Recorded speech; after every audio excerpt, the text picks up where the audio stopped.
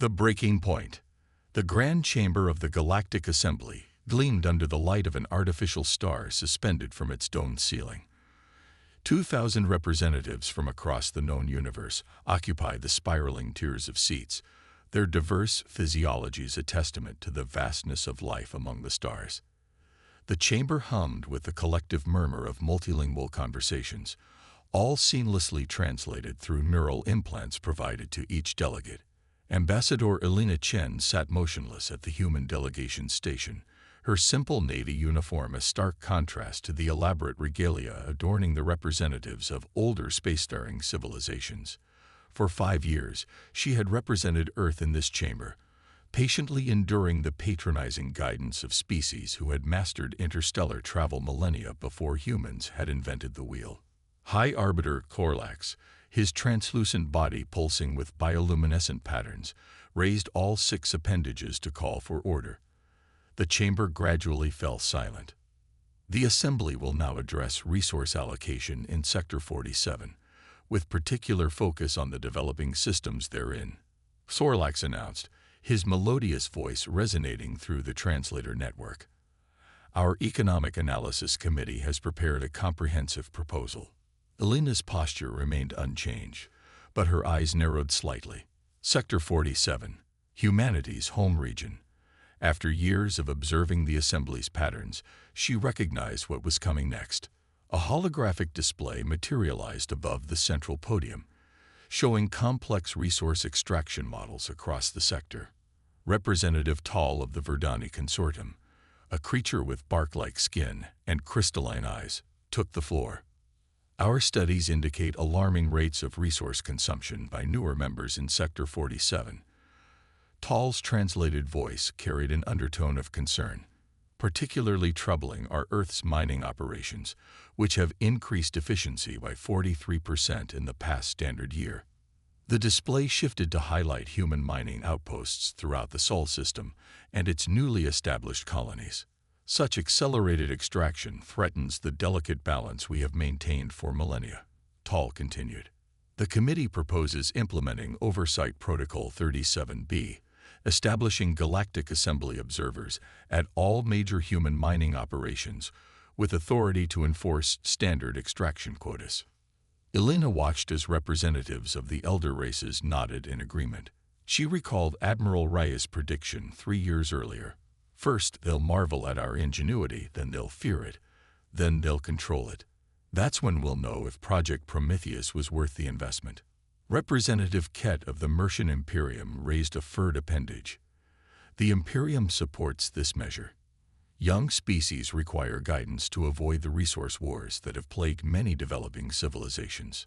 The Drakari hegemony concurs, added another representative, his scaled face betraying no emotion. We remember well our own turbulent emergence. Earth has proven remarkably adaptable. They will understand this is for their benefit. None of them looked toward the human delegation as they spoke. Elena had grown accustomed to being spoken about rather than spoken to.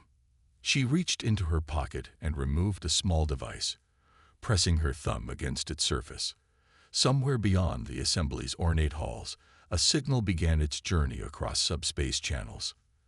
Elena stood. The movement drew surprised looks. Protocol dictated that delegates request permission to address the Assembly, a rule she had never before violated. Ambassador Chen, High Arbiter Corlax said, surprise evident in his flickering bioluminescence.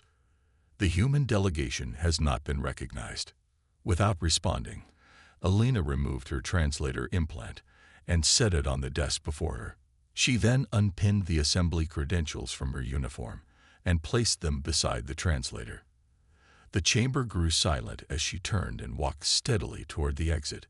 Ambassador Chen, Corlax called, the translation echoing through the chamber. This breach of protocol is unprecedented. Elena paused at the doorway and turned. Her gaze swept across the chamber, lingering briefly on Representative Mura of the Illyrian Republic, the only delegate who had consistently treated humanity as equals. A barely perceptible nod passed between them before Elena continued through the doorway. Behind her, the chamber erupted into chaos. In orbit above the Assembly homeworld, the Earth Embassy vessel Diplomatic Accord was already initiating departure procedures.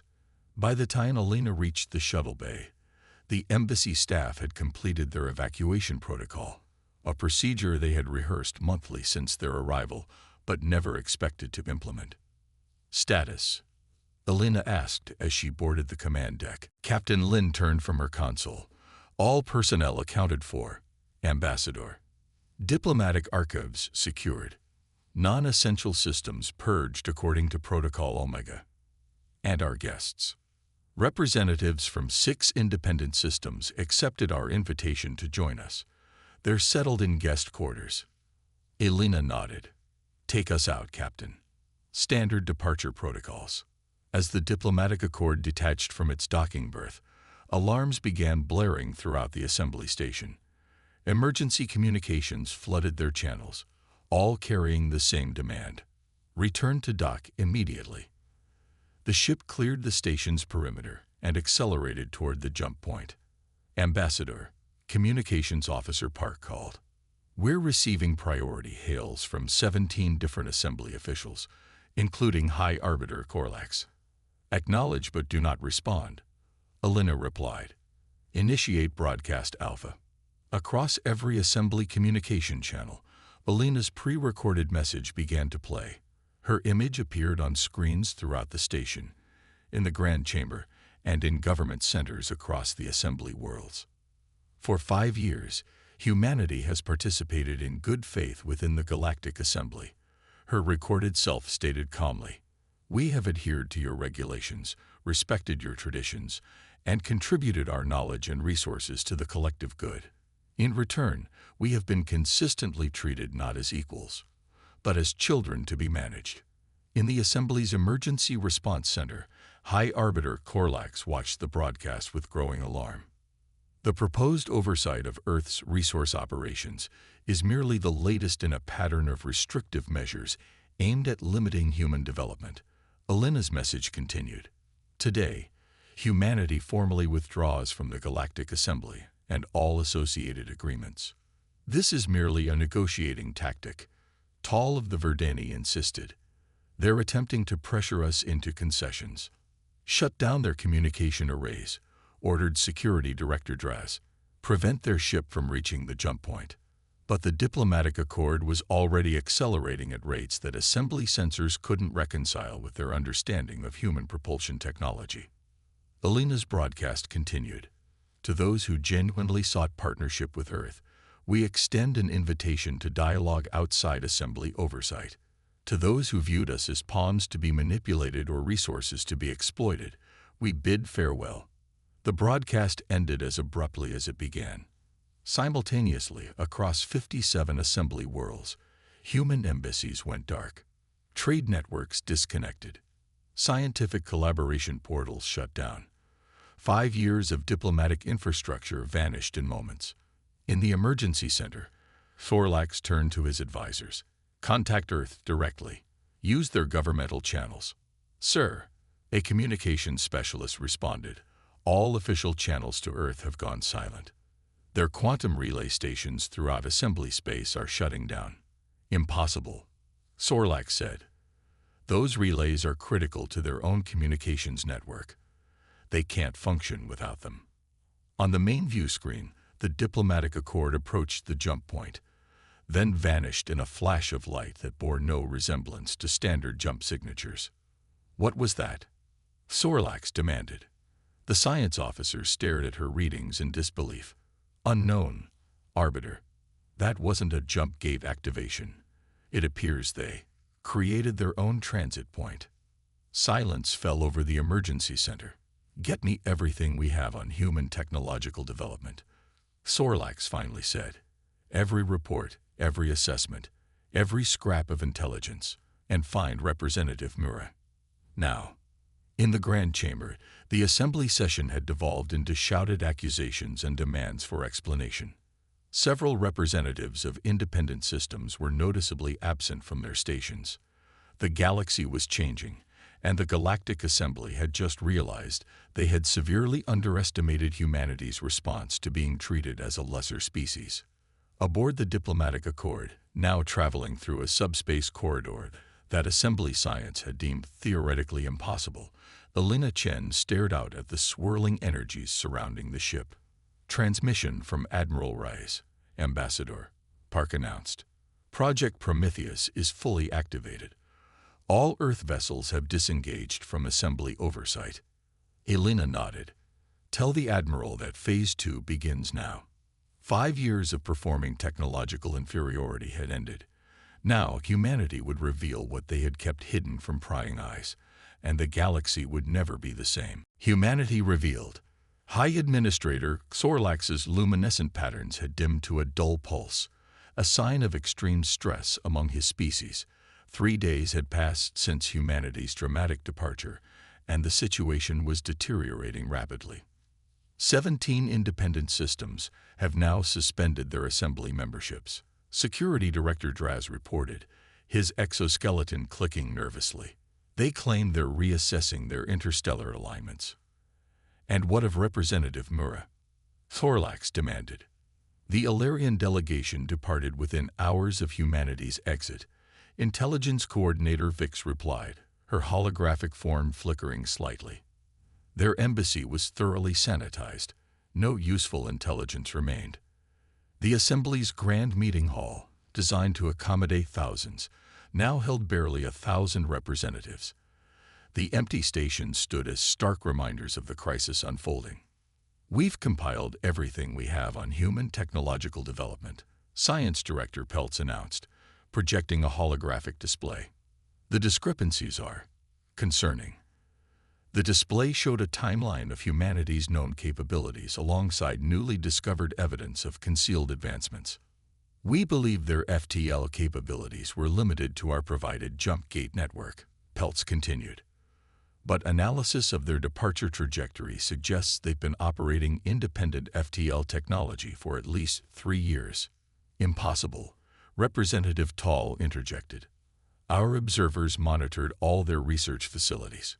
All their known research facilities, Peltz corrected. We're finding evidence of massive energy signatures in supposedly uninhabited regions of their solar system, particularly around their gas giants and within their asteroid belt. Xorlax's bioluminescence pulsed rapidly. How could they have hidden this from us? Because we gave them the perfect cover, Vix said quietly. We treated them as technological inferiors, so they played the part. While we were busy instructing them on proper resource extraction techniques, they were building something else entirely.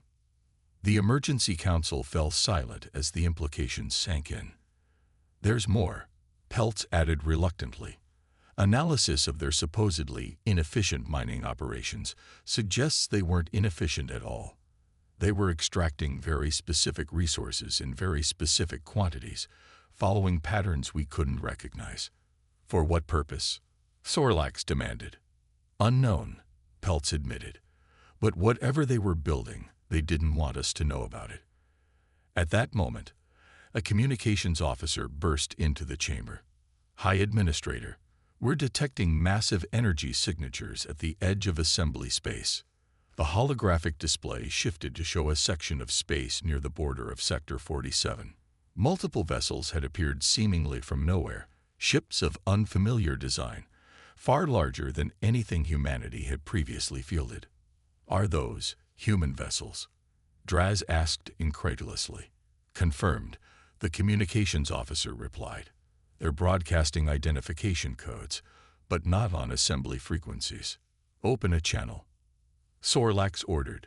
The display flickered, then resolved to show Admiral Rise of Earth's Defense Force. Unlike the diplomatic personnel the assembly had grown accustomed to, Rise made no attempt to adopt alien customs. His uniform was utilitarian, adorned only with simple rank insignia. High Administrator Xorlax, Rise acknowledged with a curt nod. I'm surprised the assembly is interested in dialogue, given recent events. Admiral Rise. Xorlax began, struggling to maintain composure. This display of force is unnecessary. The Assembly is willing to reconsider the oversight proposals. This isn't a display of force, Administrator, Rise interrupted. It's a demonstration of capacity. These are humanitarian vessels designed for large-scale population transfer and ecological restoration. The display split to show the interior of one of the massive ships, an enormous biodome filled with vegetation and complex ecological systems. Humanity is no longer interested in the assembly's approval or oversight. Rice continued.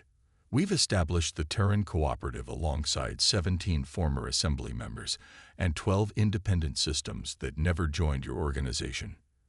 Draz's exoskeleton rattled, a sign of agitation. These vessels, their size exceeds all assembly regulations for non-military craft. Indeed, Rice agreed. The Assembly's regulations were designed to maintain technological disparities between established and emerging species. We no longer recognize their validity.